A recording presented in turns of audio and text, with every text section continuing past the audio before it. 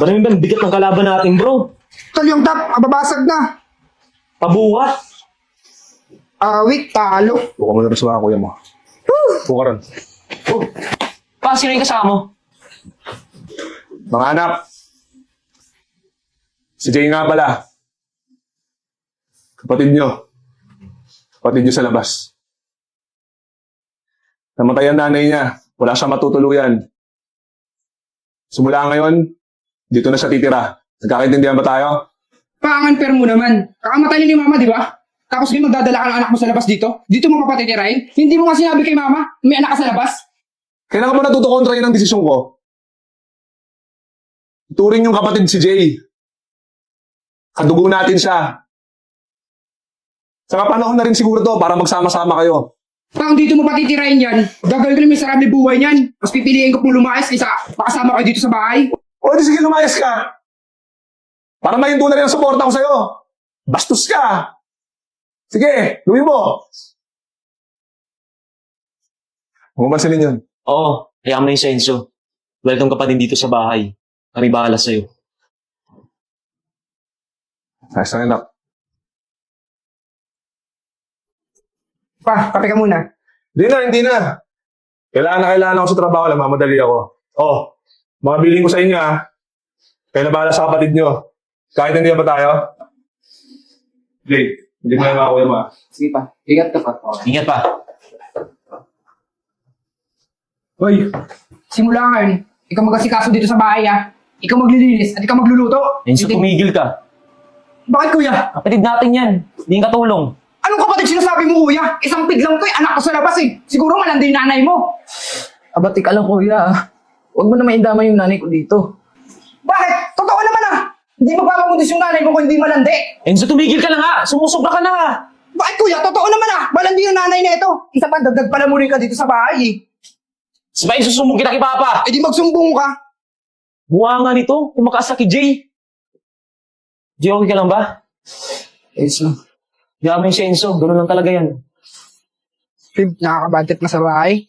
Bakit naman? Magaling kong tatay. Inuwi ba naman dun yung anak niya sa labas? Ano? May kapatid ka sa labas? Nagulat nga rin ako tapos ngayon dun pa pinapatira. Hayaan mo na. Tanggapin mo na lang yung sitwasyon. Hindi naman ginusto ng kapatid mo na... Jay, post mo to Siguro maraming likes yan. Uy! Enzo! Sampo ka na yan Tama na! Ano mga Enzo? Hindi mo kaya ayusin. Maghiwalay lang tayo. Salamat mo to! Nang-iso ka talaga! Enzo! Gagay lang ba tatapusin to kay Jay? Mga pagsasalita mo. Ito talaga. Tanggapin mo na lang kapatid natin yan. Kuya! Kahit kailan, hindi ko matatanggap na kapatid natin yan dahil anak yan sa labas! Simula nang dumating ka sa buhay namin, naging perwisyo ka!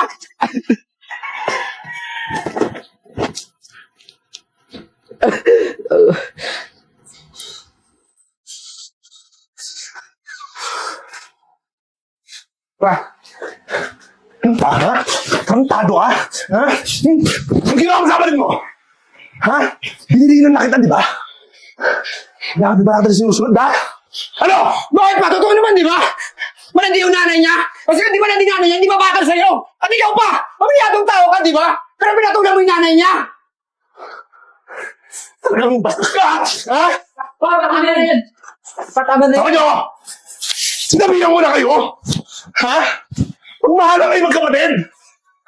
Huwag kayong magkuhula ko kay Jay! Sinabihan ko na!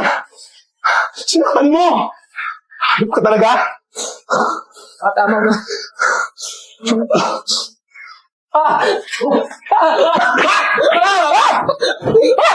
Si Bakit ang sukan?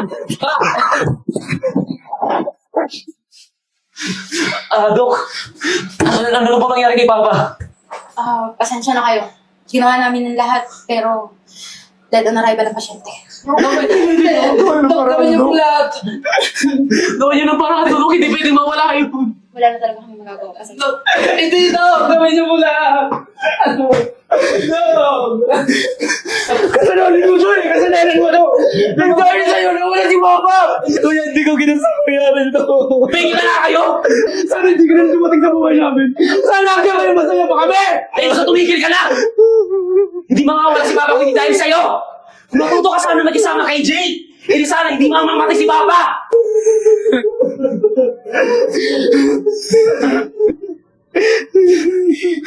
Jay, Carlos, Enzo. Alam ko naman na sobrang bigat na pinagdadaanan nyo ngayon eh. Kahit ako, sobrang di makapaniwala sa pagkawala ni Kuya. Kaya lang, kailangan natin tanggapin. Pala, kaya ako dumiretso dito para sa naiwang ari-arian ni Kuya. Si Karen nga pala ang attorney ni Kuya. Yes po. Ayon po dito sa Last Will of Testament ni Mr. Darrell, paghahatian ng dalawang magkakapatid na sina Carlos at Jay ang natitirang ari-arian ng kanilang ama. Teka lang, attorney. Bakit sila lang? Bakit hindi ako kasama? Hindi ka legal na anak ng tinuturing niyang ama. At ang totoong magkapatid ay si Carlos and Jay. Teka lang, attorney Pwede po bang ganito na lang yung gawin natin? Pwede po bang palipat na lang ng mana ko kay Kuya Enzo? Kasi alam ko po na mas kailangan niya po yun eh. Tsaka ako kasi uuwi na lang din ako sa auntie ko. Well, kung yan naman ang gusto mo, sige, pirmahan mo to. Para sa katunayan na sinilipat mo yung kayamanan mo sa kanyang isa. Ito, attorney. Okay na. So, yan. Buti naman. Nagkasundo na kayo magkakapatid. Pala, mauna na kami ha. Kayo nang bahala dito. May asikasuhin po kasi kami ni attorney. Thank you, attorney. Nga pala, Enzo. Nag-decide na kami ng ate mo na magpakasal. Susunod din ako dun sa abroad. At syempre, may iwan ka dito. Eh, kuya, paano naman ako? Enzo, matanda ka na, alam mo na yan. Hindi ka maghanap ng trabaho, magugutom ka. Pero nasa sa'yo yan. Doon na rin kasi humubuo ng pamilya. Huwag ka mag-alala. May alam mong trabaho na pwedeng pasukan. Eto, puntahan mo to. Huwag mong sayangin yan. Kailangan mo yan at makakatulong din yan sa'yo. Sige, kuya. Sige. Sir, good afternoon po. Ako po pala yung mag-apply. Ito po yung resume ka.